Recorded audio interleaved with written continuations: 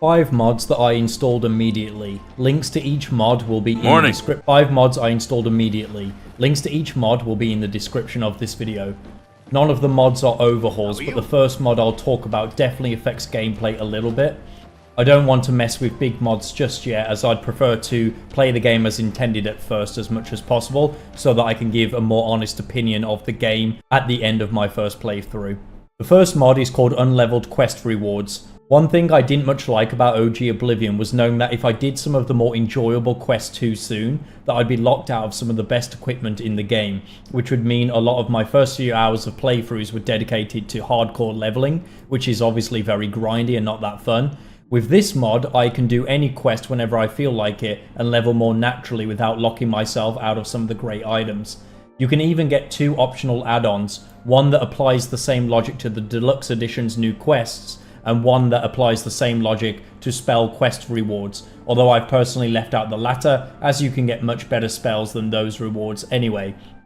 Here you can see me with the best possible version of Chill Rend that's not usually available until much later in the game, and I'm wielding it here at level 7. You can see frost damage on strike 20 points and weakness to frost on strike 35% for 20 seconds. Number 2, Ultimate Engine Tweaks.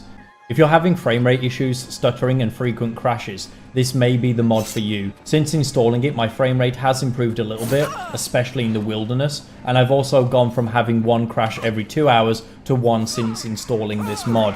I still do get stuttering and frame rate drops occasionally, so it's not a complete cure, but it has improved the stability enough for me to notice.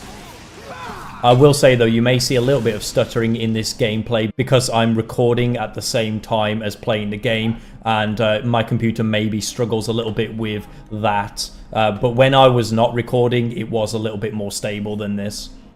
Number 3, Universal Achievement Unblocker.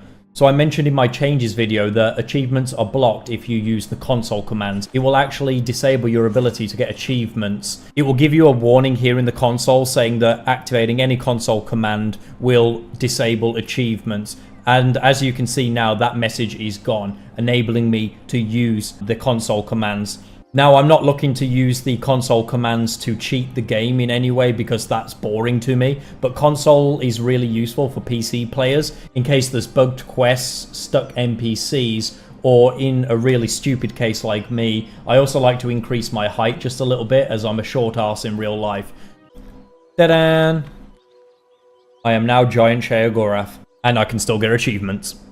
The next mod I'd like to talk about is Better HUD.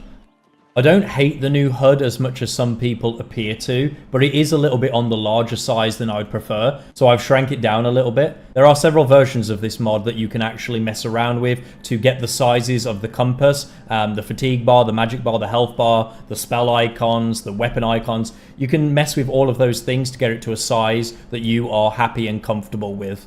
The final mod that I would like to talk about is the Alien Reshade mod. This is a mod that tries to restore a little bit of colour to the drowned out piss palette that the game is shipped. The game as is looks great, but I prefer the brighter side of Cyrodiil rather than the more nuclear vibe that the Fallout games kind of have with the brown filters. It does require a little bit of setting up, but there's detailed instructions in the post section and it takes no more than 5 minutes to do. You can even toggle in the effect on and off while in the game, as demonstrated here.